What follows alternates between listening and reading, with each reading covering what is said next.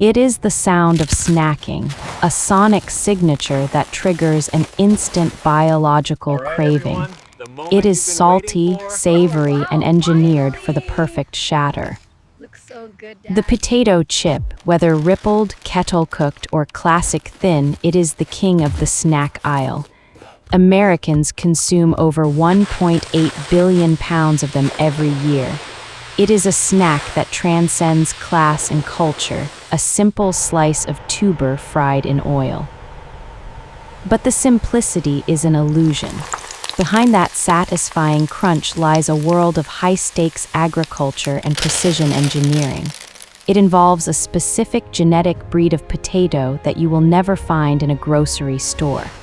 It requires a supply chain that fights a constant war against sugar and gravity.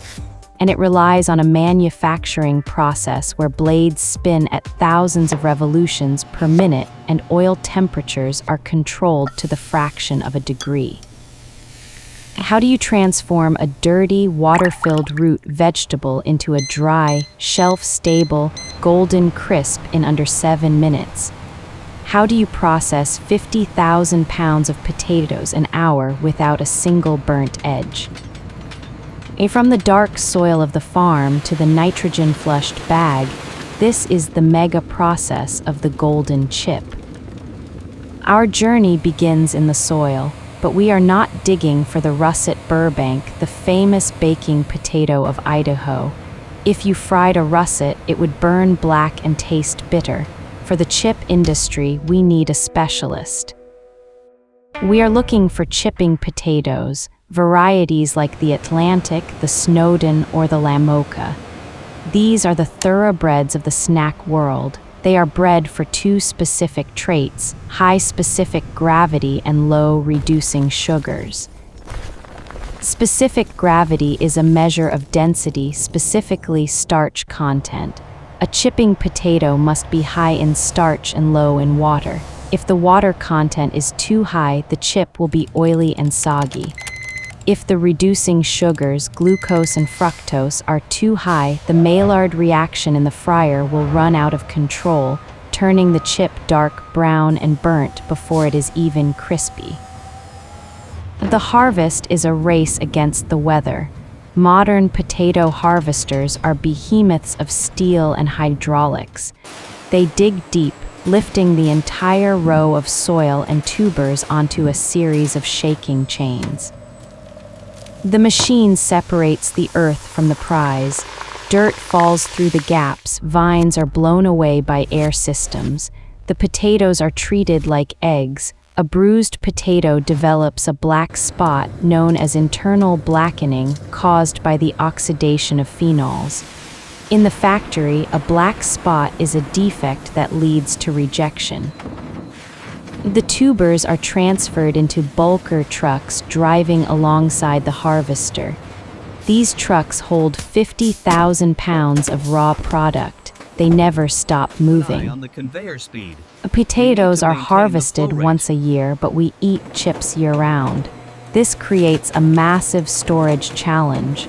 The potatoes are taken to the shed. Here, millions of pounds of potatoes are piled in the dark.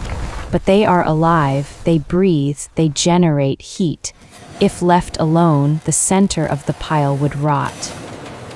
And computer-controlled ventilation systems force air through the pile from the floor up. The temperature is strictly maintained between 45 and 50 degrees Fahrenheit.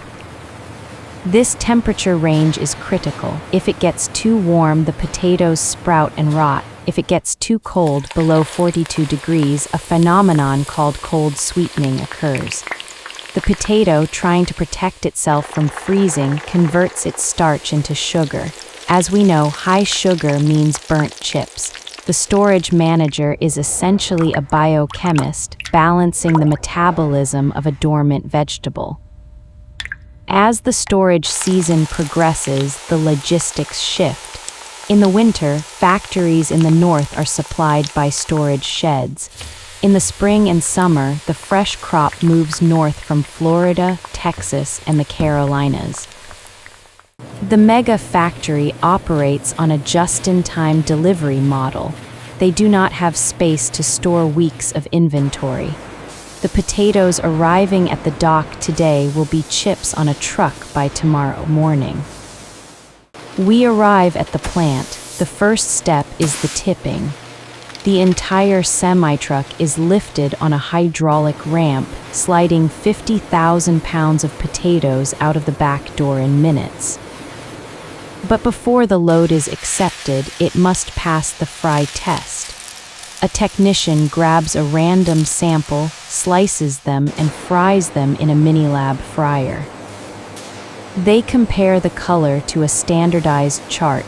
If the chips come out dark brown, it means the sugar content is too high.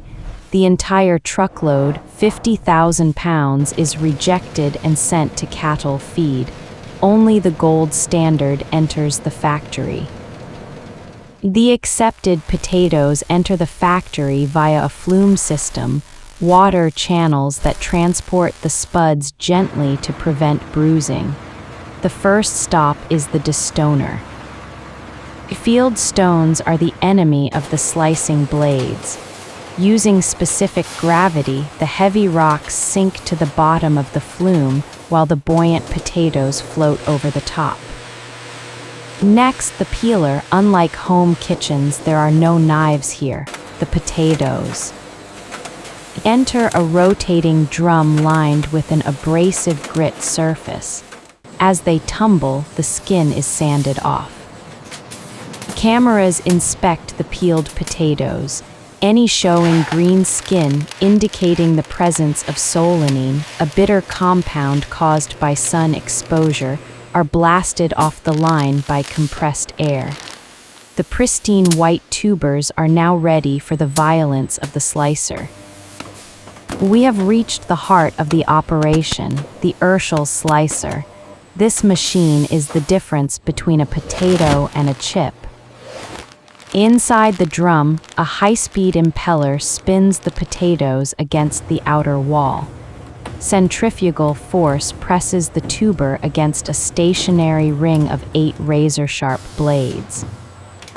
The gap is set to exactly 0.05 inches, thinner than a dime. If the blade is dull, the cells tear, releasing oil into the slice and making it greasy. If the blade is sharp, it shears the cells cleanly. The blades are changed every few hours to ensure surgical precision. For ruffled or wavy chips, a serrated blade is swapped in. The geometry of the cut changes the surface area and the texture of the crunch. The slices fall into a washing reel. The water turns milky white instantly. This is free starch, released from the ruptured cells during slicing. This starch must be removed. If left on, the chips will stick together in the fryer, forming clumps called clusters. Surface starch also burns quickly. A thorough wash ensures the chips float freely and cook evenly. But water is the enemy of hot oil.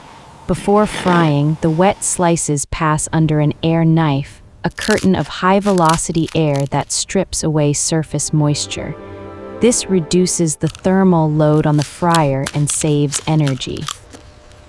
Now the transformation. The slices enter the continuous fryer.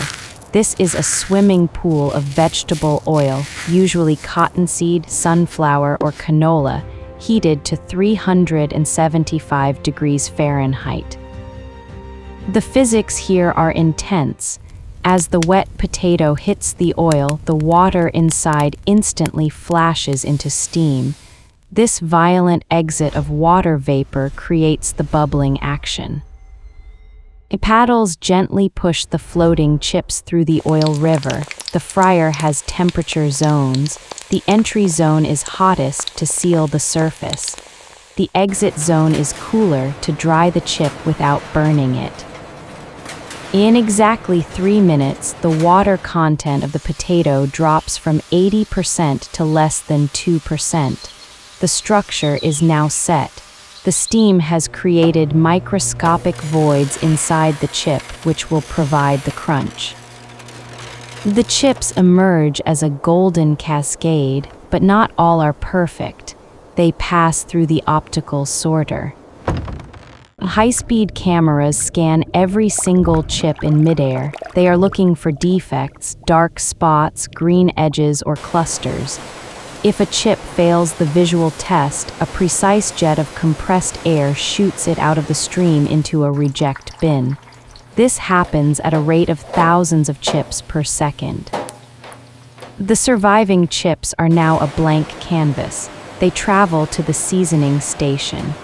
For a classic salted chip, fine salt is sprinkled immediately while the oil is still warm, ensuring adhesion. For flavored chips, they enter a tumble drum. A powder dispenser creates a fine mist of seasoning. The drum rotates, gently tumbling the chips to ensure even coverage without breaking the fragile crisps. In advanced plants, an electrostatic charge is applied to the powder. Since the chips are grounded, the charged seasoning particles are magnetically attracted to the surface of the chip, reducing waste and ensuring a uniform coat. We head to the scale deck. This is the realm of the multi-head weigher. It looks like a robotic octopus. A circle of weigh buckets receives the chips. A computer calculates the combination of buckets that equals the exact target weight, say 10 ounces. It drops those specific buckets simultaneously. Below the scale sits the VFFS vertical form fill seal machine. A roll of foil laminate is formed into a tube. The bottom is sealed. The chips fall in. Just before the top seal is clamped shut, a nozzle injects a blast of nitrogen gas. This is not to cheat the customer with air. Oxygen is the enemy of oil. It causes rancidity. The nitrogen flush displaces the oxygen, creating a pillow that protects the chips from crushing and keeps them fresh for months. The bags are leak tested and passed through a final metal detector. Automated arms grab the bags and gently place them into shipping cases. Robotic palletizers stack the cases. The pallets are wrapped and rushed to the loading dock. There is no warehouse for aging here. The goal is to get the chip from the fryer to the store shelf in under 48 hours. It is a process of relentless speed and exacting standards. From the genetic selection of the seed potato to the nitrogen atmosphere of the bag, every step is engineered to protect the crunch. The golden chip is a testament to the marriage of agriculture and technology. It turns a humble root vegetable, pulled from the dirt, into a golden treasure that is enjoyed by billions. When said, the frying plant, the harvest never ends and the crunch never stops.